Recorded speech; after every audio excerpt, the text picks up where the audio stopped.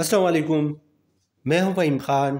National saving की update, private बैंकों की अपडेट के साथ आप लोगों की खिदमत में हाजिर हैं।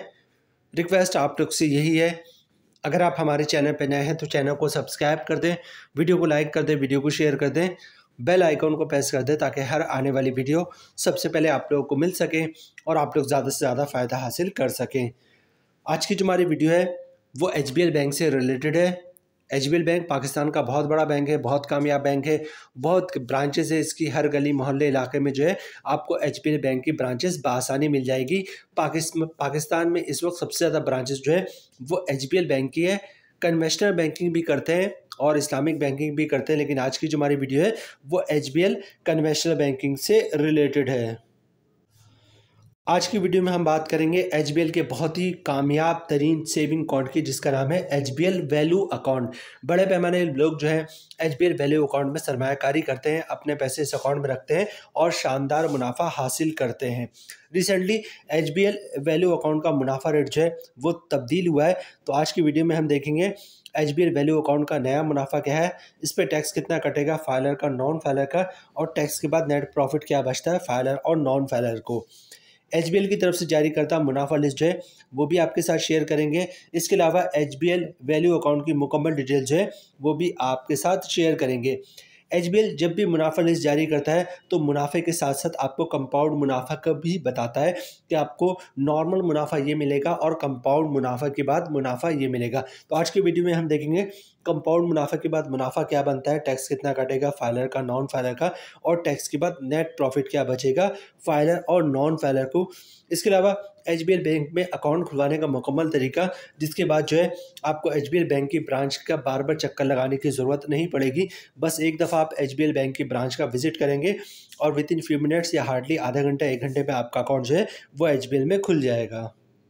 आगे चलते जनाब, HBL saving account, the ideal saving account for those who are seeking great value. ठीक है, जो अपने सेविंग को बढ़ाना चाहते हैं, बड़ा करना चाहते हैं, उनके लिए जो है एक आइडियल सेविंग अकाउंट है एचबीएल वैल्यू अकाउंट।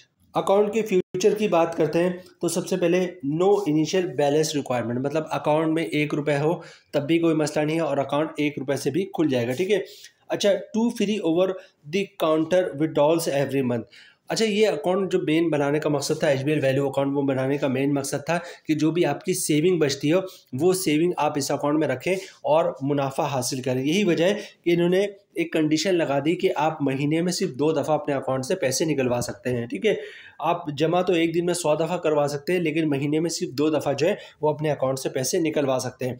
अच्छा, नेक्स्ट जनाब, profit calculation on monthly average balance. जो भी पूरे महीने का एवरेज बैलेंस होगा अकाउंट का, उस पर प्रॉफिट कैलकुलेट होगा। अच्छा, प्रॉफिट पे आउट ऑन क्वार्टरली बेसिस, हर 3 महीने पे जो है मुनाफा मिलेगा इस अकाउंट का। अच्छा, जो मुनाफा 3 महीने या 6 महीने भी या 1 साल पे मिल रहे होते हैं, उसके एडवांटेजेस जो है मंथली मुनाफे से ज़्यादा होते हैं, क्योंकि जिन अकाउंट का मुनाफा मंथली बेसिस पे मिल रहा होता है वो मंथली जो भी घर के एक्सपेंस होते हैं उसमें खर्च हो जाते हैं, और जो जिन अकाउंट का मुनाफा 3 महीने या 6 महीने पे मिल रहा होता है वो जाहिर सी बात है 3 महीने का मुनाफा थोड़ा ज़्यादा होता है, 6 महीने का उससे ज़्यादा होता है, 1 साल का उससे ज़्यादा होता है। ठीक है, तो वो मुनाफे जो है वो किसी काम में आ जाते हैं, बड़े काम उससे हो सकते हैं, या फिर आप उसको दोबारा ही जो है बैंकों में री इन्वेस्ट कर सकते हैं। ठीक है, तो प्रॉफिट अगर 3 महीने पे मिले तो इसका एडवांटेज ज़्यादा होता है बनिस्बत एक मंथली मुनाफे के। अच्छा, नेक्स्ट पॉइंट है जनाब, monthly average balance required for 40,000 और एल्स। ठीक है, अच्छा, ये पॉइंट मैं आपको बता दूं कि अगर आपके अकाउंट का बैलेंस 40,000 या 40,000 से ज़्यादा होगा तो अकाउंट पे जो मुख्तलिफ़ किस्म के चार्जेस लग रहे होते हैं, जैसे अगर आपने एटीएम कार्ड लिया हुआ तो एटीएम का जो सालाना चार्जेस होता है वो नहीं लगेगा, या फिर इसके अलावा जो है अगर आपने चेकबुक इशू करवाते तो चेकबुक के चार्जेस वगैरह नहीं लगेंगे, लेकिन कंडीशन ये है कि आपका अगर अकाउंट का बैलेंस मंथली एवरेज बैलेंस 40,000 से ज़्यादा हुआ। अकाउंट की डिटेल्स हमने आपके साथ शेयर कर दी। अब सबसे पहले बात करते हैं एचबीएल वैल्यू अकाउंट खुलवाने का तरीका। एचबीएल वैल्यू अकाउंट खुलवाना बहुत ही आसान है, कुछ भी नहीं करना, आपने शनाख्ती कार्ड की कॉपी दे दें, ओरिजिनल शनाख्ती कार्ड दिखा दें, सिंपल सा अकाउंट ओपनिंग फॉर्म होता है, तमाम बैंकों की प्रैक्टिस है, जो अकाउंट ओपनिंग ऑफिसर होता है वो अकाउंट ओपनिंग फॉर्म खुद ही भर देता है, आपने सिर्फ अकाउंट ओपनिंग फॉर्म पर साइन करना होता है। तो अकाउंट ओपनिंग फॉर्म पे जहाँ जहाँ साइन करना होगा वहाँ पे साइन कर दीजिएगा। अच्छा, डॉक्यूमेंट्स क्या देना होता है, आपने बैंक में अकाउंट खुलवाते वक्त डॉक्यूमेंट्स एक ही देना होता है, जिसको जिसको इनकम प्रूफ या सोर्स ऑफ इनकम कहते हैं। अब इनकम प्रूफ या सोर्स ऑफ इनकम में क्या डॉक्यूमेंट्स आप बैंक को दे सकते हैं? अगर आप जॉब करते हैं तो सैलरी स्लिप की कॉपी दे सकते हैं, वो भी इनकम प्रूफ है। जॉब कार्ड की कॉपी दे सकते हैं, वो भी इनकम प्रूफ है। कंपनी का लेटर देते हैं, हमारा एम्प्लॉय है, इसकी इतनी सैलरी, इसका अकाउंट खोल दो, वो भी इनकम प्रूफ है। किसी की पेंशन आती है तो पेंशन स्लिप की कॉपी या पेंशन बुक की कॉपी दे सकता है, वो भी इनकम प्रूफ है। किसी ने गोल्डन हैंडशेक लिया हुआ है, सेपरेशन स्कीम के तहत जॉब छोड़िए तो उसके डॉक्यूमेंट्स की कॉपी दे सकता है, वो भी इनकम प्रूफ है। या फिर किसी ने घर और दुकान रेंट पे दिया हुआ है तो रेंट इनकम के डॉक्यूमेंट्स की कॉपी दे सकता है, जिसपे लिखा होता है किराएदार हर महीने इतना किराया अदा करेगा, वो भी इनकम प्रूफ है। या फिर कोई अपना बिजनेस कर रहा है तो बिजनेस के डॉक्यूमेंट एज ए प्रूफ दे सकता है कि वो अपना बिजनेस कर रहा है, वो भी इनकम प्रूफ है। तो एचबीएल में अकाउंट खुलवाना बहुत ही आसान है। शनाख्ती कार्ड की कॉपी दे दिया, ओरिजिनल शनाख्ती कार्ड दिखा दिया, सिंपल सा अकाउंट ओपनिंग फॉर्म है उसको फिलअप कर, उसको जो है साइन वगैरह कर दिया और इनकम प्रूफ दे दिया, तो इंशाल्लाह आपका अकाउंट जो है वो एचबीएल में खुल जाएगा।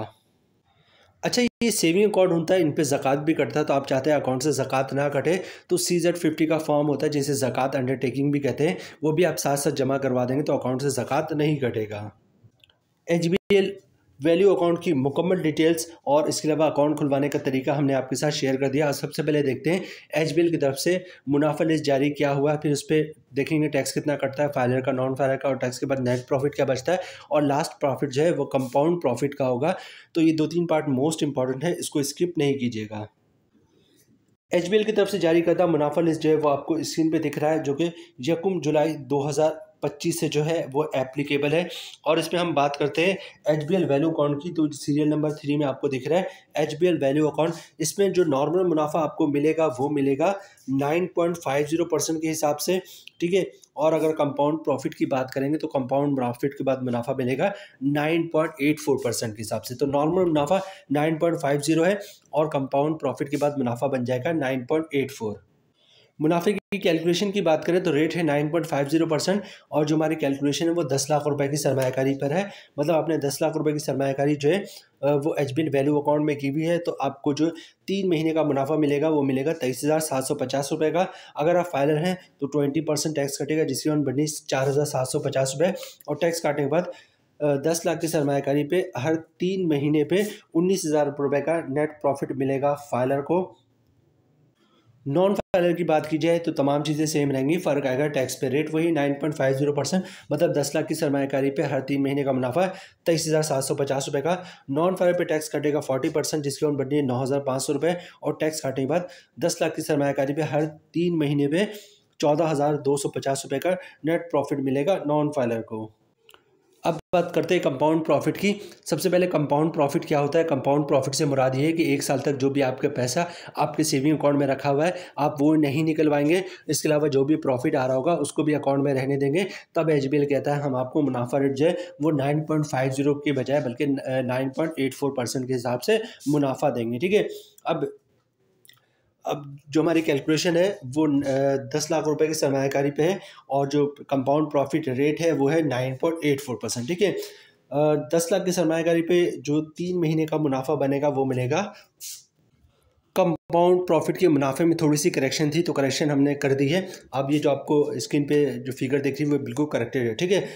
10 लाख रुपए की सरमायाकारी पे हमारी सारी कैलकुलेशन है और जो रेट है वो 9.84% है, ठीक है।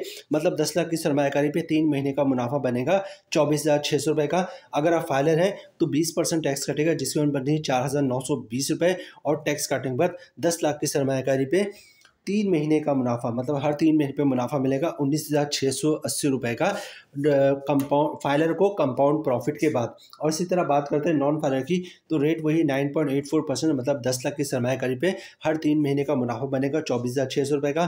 नॉन फाइलर पे टैक्स काटेगा 40%, जिसकी उम्र बढ़ी 9,840 रुपये, और टैक्स काटने के बाद 10 लाख की सरमायाकारी पे हर 3 महीने पे 14,760 रुपये का नेट प्रॉफिट मिलेगा नॉन फाइलर को कंपाउंड प्रॉफिट के बाद।